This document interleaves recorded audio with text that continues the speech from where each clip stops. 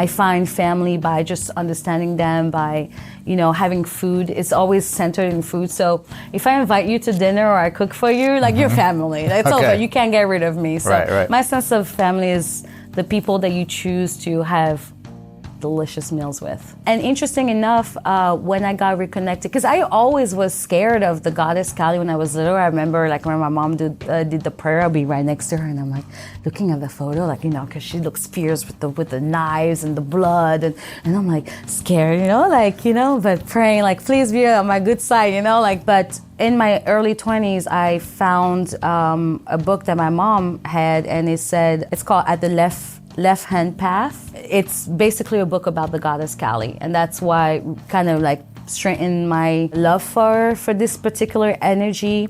And it's interesting enough that that book was actually a book that inherited from the same aunt.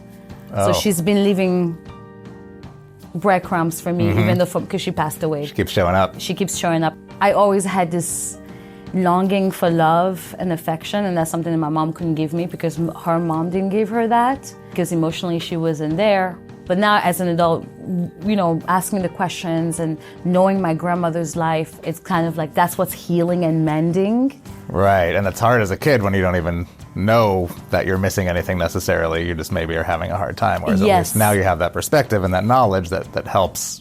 Doesn't make everything better, but at least helps explain. Welcome to Identified, where we explore, challenge, and redefine the traditional concepts of family and identity. In this episode, I am joined by Devi Mambouka, the artist and music producer who performs as Masma Dream World. When it comes to my Asian ancestry, my mom is from Singapore and she's half Indian, Bengali, and her mother was Chinese and white, but we're not sure if it was British ancestry. But actually, recently we were talking about this, when I say recently, like a year ago, and kind of having, asking ourselves, so like, what really happened with grandma? The story goes is that at 8 years old, she found herself alone, and that was when Japan had attacked Singapore. Wow. Yeah. And they were not prepared when that happened. And so we're trying to kind of trace back, because the longest time we thought that she had gone abandoned by her family, and we assumed that it was in China. But then last year we realized maybe it was in Singapore and she just doesn't remember because of extreme trauma, just war breaking out. And 8 years old is pretty young, to really know exactly where you were and what was happening. Yeah. Yes. And then she was captured by a Japanese woman that was actually, I have a photo of her. Oh, wow.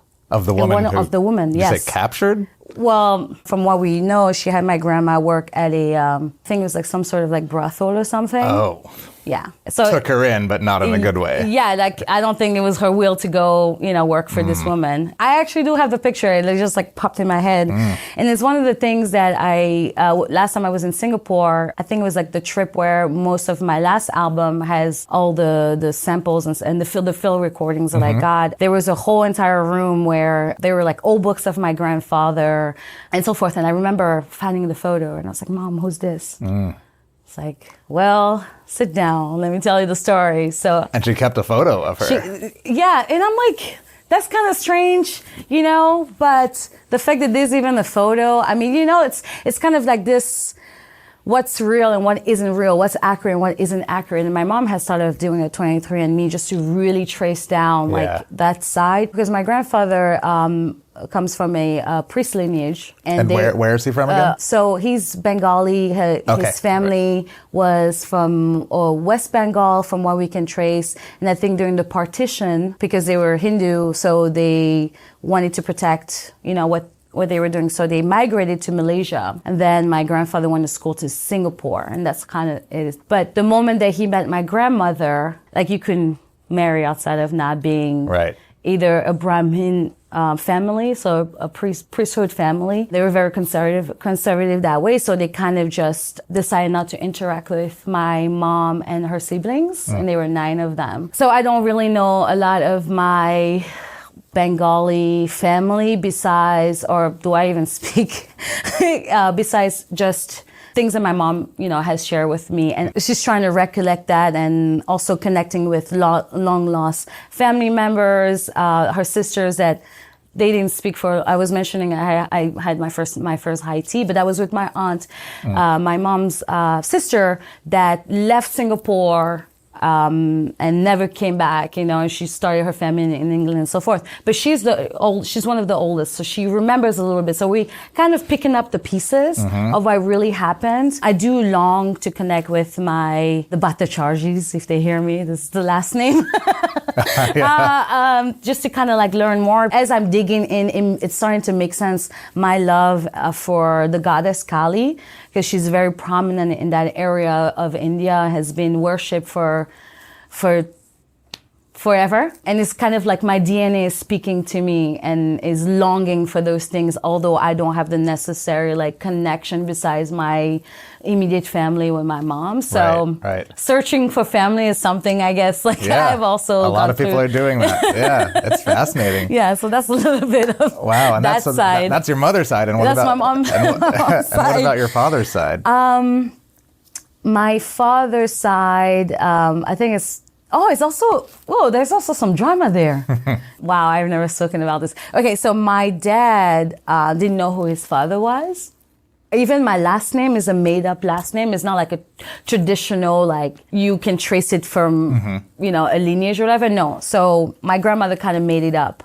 So Mam means many, Buka means village, so many villages. So Mambouka. Your father? My father's last name. But he made that up, or his? My grandmother. His mother. Yeah, okay. Because she didn't know who the dad was, so she named him Mambouka. I think when he was a young man, I don't know the age, so I'm just gonna say young man. When he was ready to leave the village, he went and searched for his dad.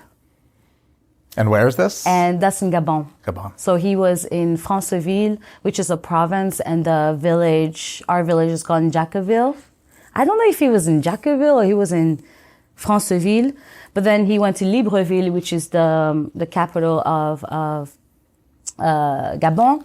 And maybe my grandma was like, I think I know who it is, because at the time she was married to the chief of village, like a lot of it's problematic, but, a lot of young girls would be married, they'd be like 16 or 12. Multiple wives. Yeah, multiple wives. I don't even think that he even knew he was married to her, So she's like, I think I know who your father is. And he went to Libreville looking for his dad. And actually, interesting enough, my sister last year gave me a little nugget, actually how it went. Apparently, when he went to, that's one of the names that my grandma gave, one of the person was the mayor of Gabon at the time. And he went up to me and said, "You're my dad." And the man was like, okay,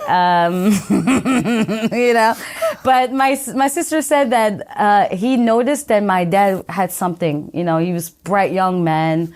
And so kind of took him under his wing and said, okay, that's fine. I'll recognize you. And actually sent him to school in Congo. So he went to school in Congo. And I think in hindsight, like if that didn't happen, he would have not become the ambassador of Gabon. Which your dad became. Yeah, that's what, so he entered kind of working for Bongo, which is, there was a coup last year. He wasn't positive that this was his father, but it was almost like they sort of both said like, sure. Yeah. I'll help you. Okay. I'm really inserting this myself, but I wonder if in that time and place, it was kind of like, I could be, so I should maybe help. He didn't know for certain that he was your father's father, but he probably knew he was someone's father if he felt like that. And apparently, all his kids in the house thought that my dad was a villager, so forced him to sleep outside. So he was sleeping. A villager's not a good thing. No. Yeah.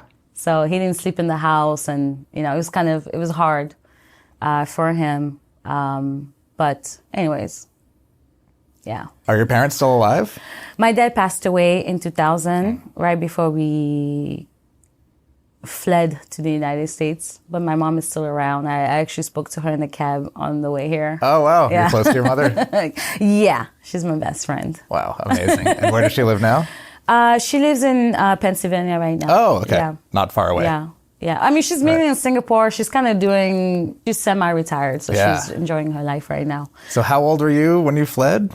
I think I was 12. Sometimes I say 13. Okay. I don't, it's like... Right, but you remember it. Yeah, I remember it. Because I've always spoken English because of Singapore. And I remember when I came in, like, the English was different. And I was like, what's going on? And then I watched TV for 2 weeks and I got it. That's all it took.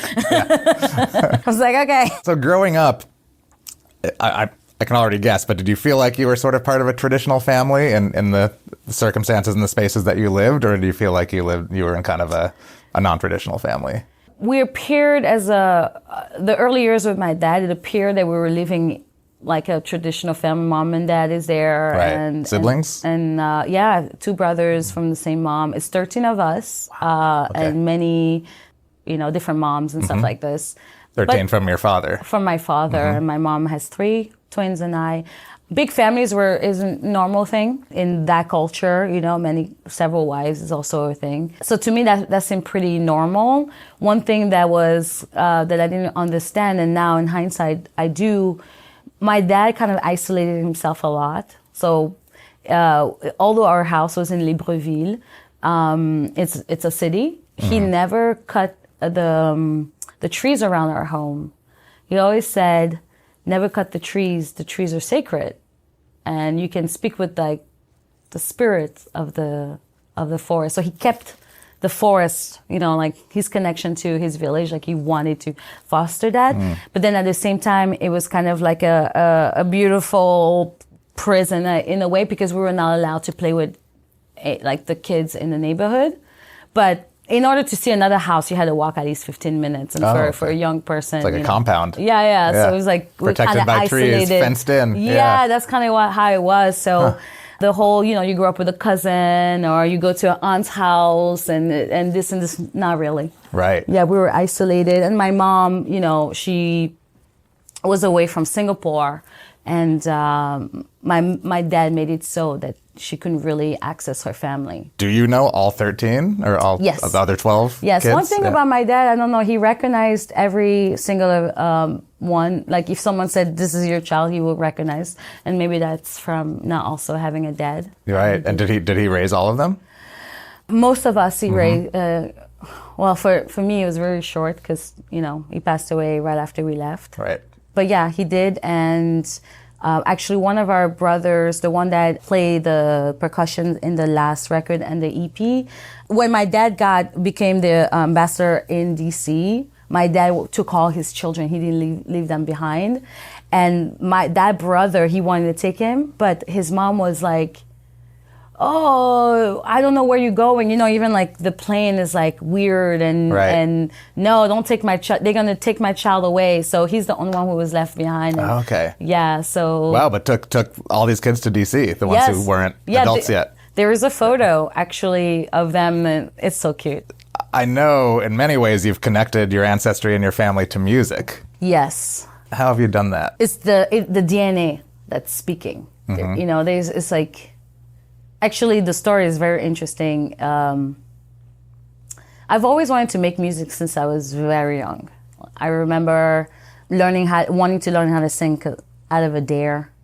And I was a little petty as a child. So I was like, I'm going to learn how to sing.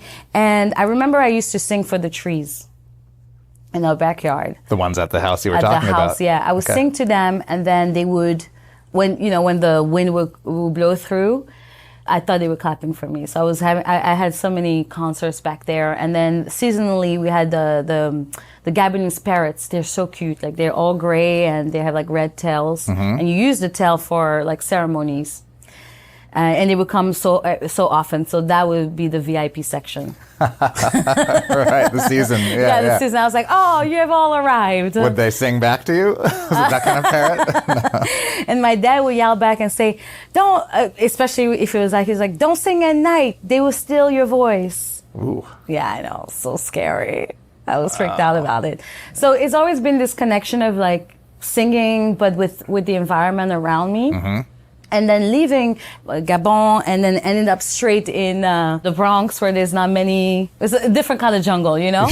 Right, no trees or parrots. Yeah. No. And I remember years later, I don't know how I ventured out. I finally went to Vermont for the first time. And that was the first time I kind of left New York City to in a place where there was like just dense with forests and everything. Right. And all of a sudden I felt that those trees were familiar.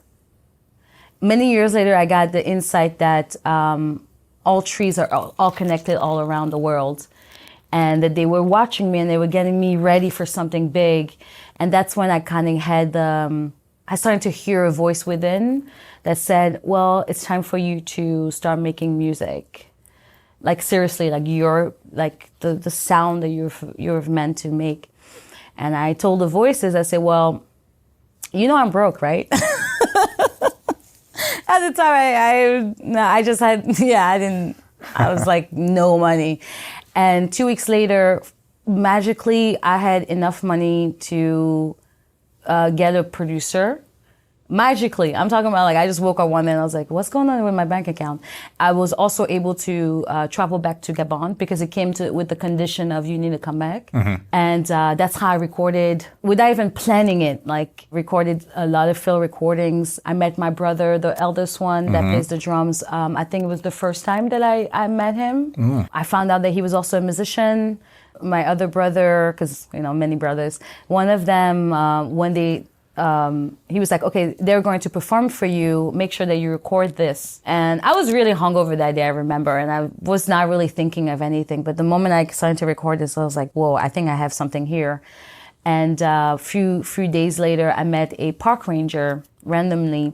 And we're just having a regular conversation. And all of a sudden, I feel like he got possessed. And he looked at me, he goes, when you go back to America, make sure that you include our culture in your music. And I was like, how do you know I make music? No. He did, I don't know how he knew this. Or maybe I said it or whatever. Yeah, he sensed or I it. look like a musician or whatever it is.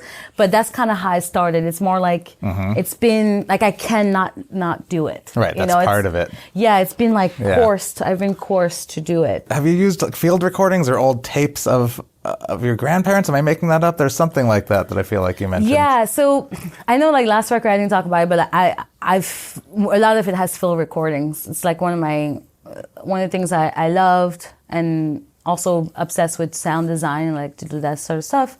But for the record that I just recorded last year, I went to visit my mom and she had a bag by the door, and my curiosity got the better of me, and I opened the bag and I saw a bunch of tapes. I was like, Mom, what are you doing with this? She's like, oh, I'm throwing them out. Oh. And I was like, whoa. Let's all take a deep breath in here. We're moving too fast.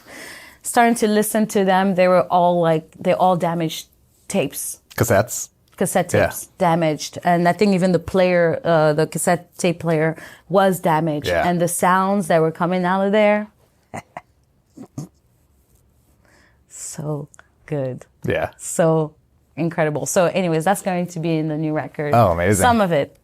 Do you know what they are? Are they marked, or are some of them you're just guessing? Yes, they are. Or you're just... So it's and I feel like this is kind of like now my connection of, because I've always been a Kali devotee. I mean, ever since I was little, like it's not baptism, but when I was young, I was brought to the temple in Singapore, and actually I had. Side note, I asked my mom, why did you bring me to the temple and stuff? Because apparently she didn't do this with any of her other kids, the twins, only me. Say, Mom, why did you do that? She goes, I don't know.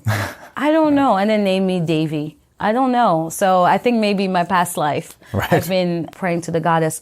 But those tapes are speeches about the philosophy of the Vedas, and it's done by the family guru. And so those are just like recorded that my aunt would go and listen to the speeches and record what he says and stuff. And there's a lot of different mixture like this. They're like maybe 40 years old. That's incredible, and such a cool way to be connected to your aunt, even though it's not her. You know that this was important to her. And it's something she decided to capture and keep for 40 years. And interesting enough, when I got reconnected, because I always was scared of the goddess Kali when I was little. I remember like when my mom did the prayer, I'll be right next to her and I'm like looking at the photo, like, you know, because she looks fierce with the knives and the blood. And I'm like scared, you know, like, you know, but praying like, please be on my good side, you know, like, but in my early 20s, I found a book that my mom had, and it's called At the Left-Hand Path, and it's written by Dr. Savova. I think I'm saying the last name correctly. And when it's basically a book about the goddess Kali, and that's why kind of like strengthened my love for this particular energy. And it's interesting enough that that book was actually a book that inherited from the same aunt. So she's been leaving breadcrumbs for me, even though because she passed away. She keeps showing up. She keeps showing up, and she showed up again last year. Have you experienced much trauma in your family? So much. Yeah. Yeah. I think about this all the time, about generational trauma, especially coming from my grandmother on my mom's side, from the war, from what she had gone through. And honestly, her having the children was, she shouldn't have any children, you know, because a lot of that PTSD translated into basically her, you know, really abusing my mom and her siblings.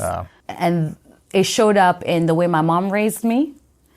And I didn't really understand.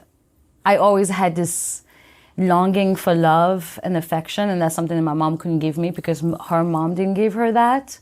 It has been kind of a theme for me, and I think even like the last album that I wrote this weekend was all about that, about this longing and this feeling of abandonment, because emotionally she wasn't there. But now as an adult, you know, asking the questions and knowing my grandmother's life, it's kind of like that's what's healing and mending. Right, and it's hard as a kid when you don't even know that you're missing anything necessarily. You just maybe are having a hard time. Whereas at least now you have that perspective and that knowledge that helps, doesn't make everything better, but at least helps explain. Yes, and her not having that love, she looked for it in her relationships and made some decisions. Like my dad was not an angel, let's just put it this way. The stepdad that we had here in the United States was basically evil.